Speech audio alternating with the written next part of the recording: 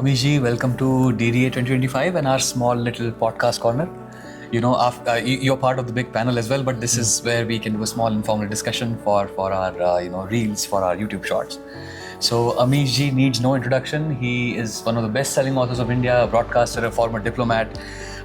We grew up on his books. My personal taste in science fiction and fantasy comes from reading Immortals of Meluha when I was, I think, in my first year in college. So Amish ji, thank you so much for that. It was a life-changing thing that happened. Thank you. Just a few questions for you. Sure. Go ahead. So from your author and diplomat point of view, which is very unique, what's the biggest gap in how India is portrayed abroad?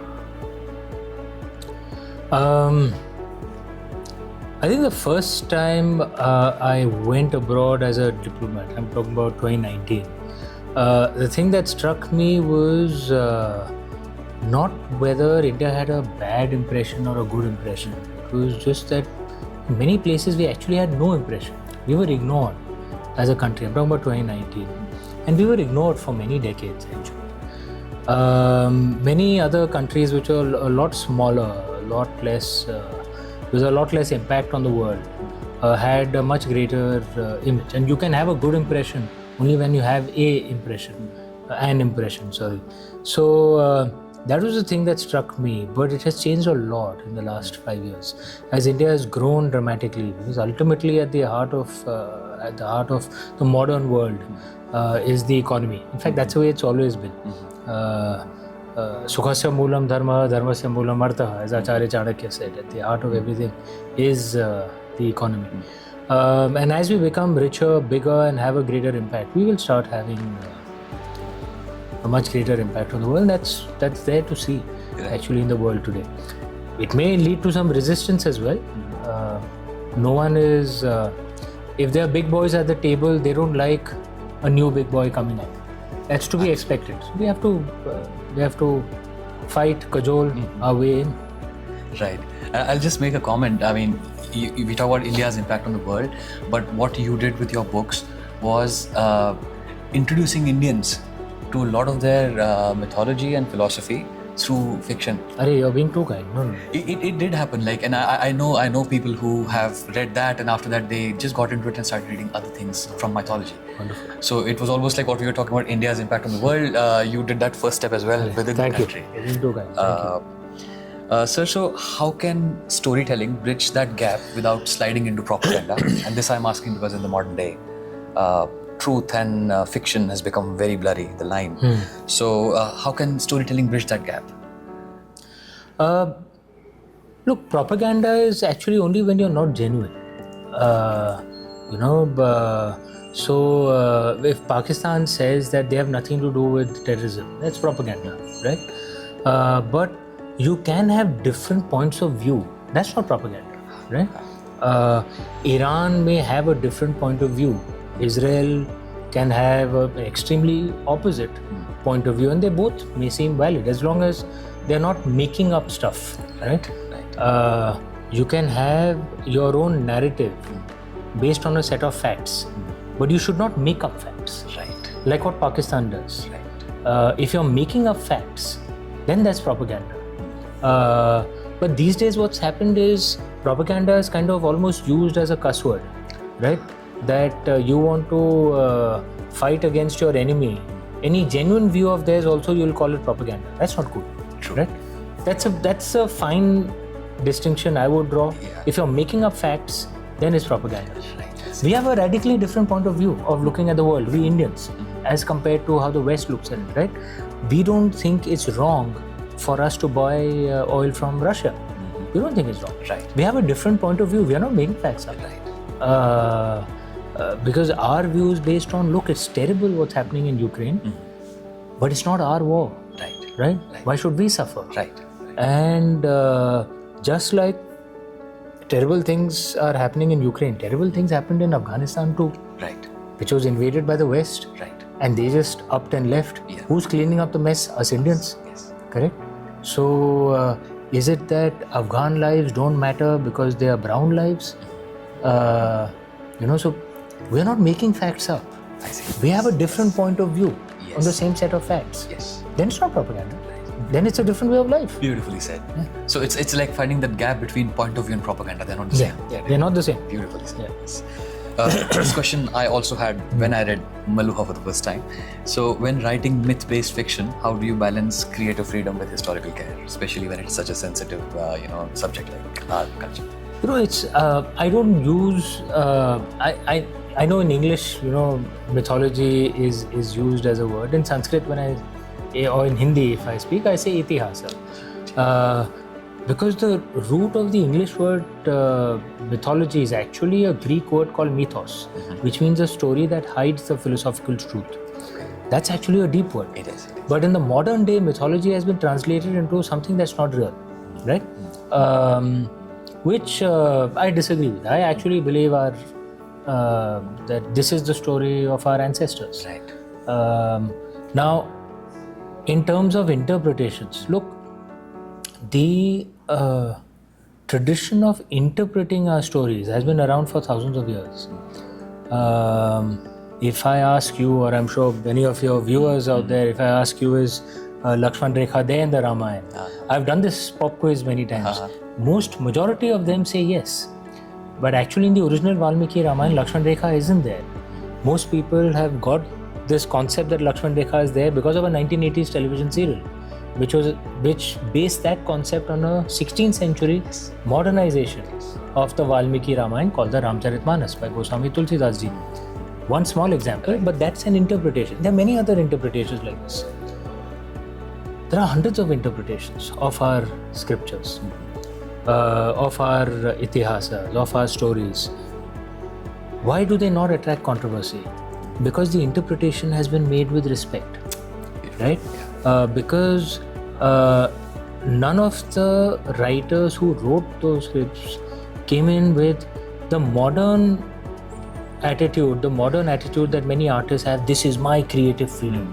Who are you to question it? It's full of ego if you think about it, right? Whereas how our ancestors used to do it is, I love my God so much. I love my goddesses so much. I never tire of hearing their stories. I want to hear their stories again and again and again and again from a different perspective. It's actually a very respectful take, right? Yes. Which is why many of those stories survive. Which is what actually even I do. I'm telling you, it's not so much about having a strategy. It's just about having an attitude. It's not my ego as an artist. It is my love for our gods and goddesses. I'm putting my own respectful interpretation with complete respect to the other respectful interpretations as well. Does this attitude work? Yes, it does. I'm an example of it. You can Google me also, you won't find any controversy, right? And it's not that I had a strategy. This interpretation I'll do, this interpretation. No, I just had that attitude. And then the interpretation comes out naturally in a respectful way. That there's no controversy. Right. And that's true, sir. Like with yours is one of the most famous reinterpretations of our history, and there's been no controversy. It's popular, everybody loves it. You can Google and you won't find any controversy. So there's a lot to learn from you in this regard. You did give some of the answers already, but just for our young viewers, because this goes on YouTube Shorts or Instagram mostly. So what would you give for young creators for resisting the lure of clickbait? Whether it's any kind of content creation, writing or... My suggestion, and the problem, this is a big problem with the internet. Okay, I'm 50 years old. When I was growing up, there was no internet. Okay, thank God for it, because many of us and people who are my age would know, we've done stupid things too when we were young. All kids do. Yes. That's what being a teenager is about. Okay. Yes. But the lucky thing for us, our stupid things are forgotten. There is no record. There is no video. There is nothing. Okay. It's beautifully said. But that's a problem with today's internet, and that the youngsters today have to understand that the internet never forgets. Okay. And if you're a teenager, you have 60 years of life left. Unless you're planning to die within a month or 2 months, then have fun. Okay. But if you're planning to not die for at least 50, 60 years, you're going to have to live through it. Yes. Okay. And you do something silly, clickbaity now, and with the likes, everything, the likes and responses you get make you feel good, gives you a good dopamine hit. Trust me, 10 years later, you'll still be carrying the shit that you did. Yes. Okay? And it's a challenge for for your generation. It's sad. There are benefits of the internet, there are downsides too. We didn't have that, right? So be careful.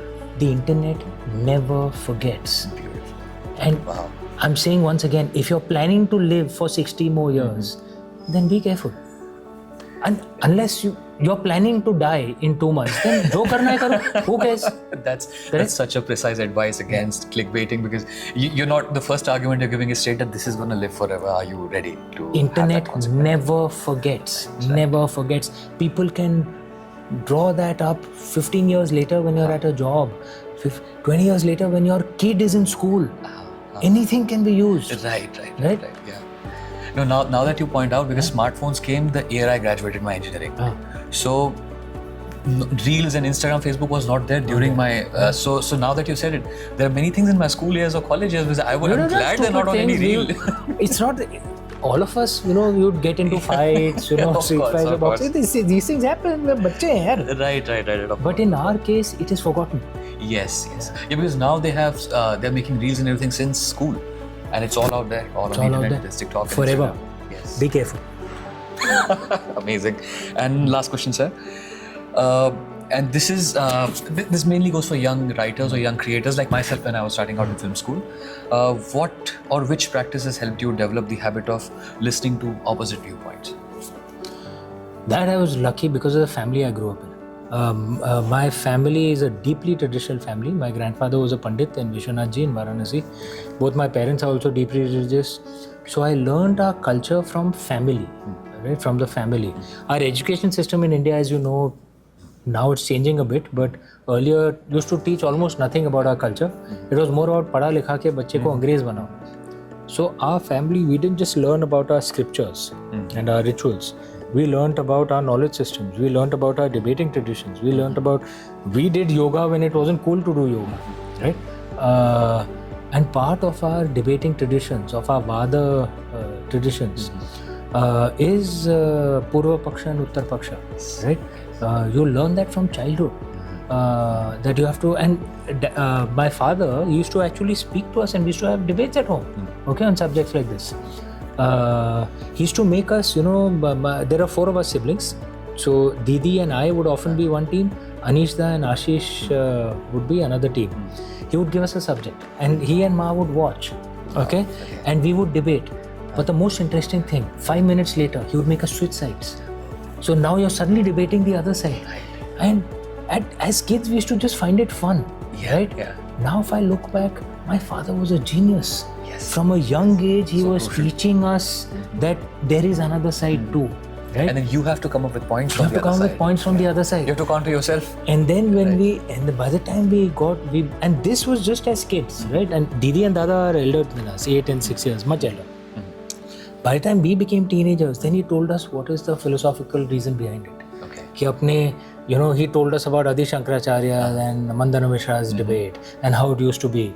So, but first we saw the beauty of it. Then he told us the philosophy. Yes. So actually, if there's anyone to credit, it's my father, V.K. Tripathi.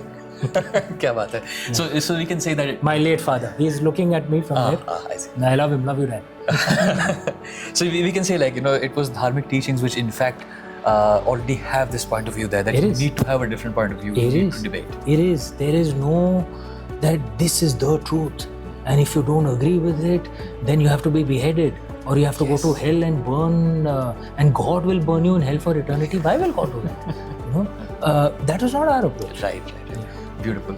So those were my questions. Once again, thank you so much for the great podcast with us. Thank you. And see you on the panel. Thank you. See you there. Thank you so much. Bye, guys.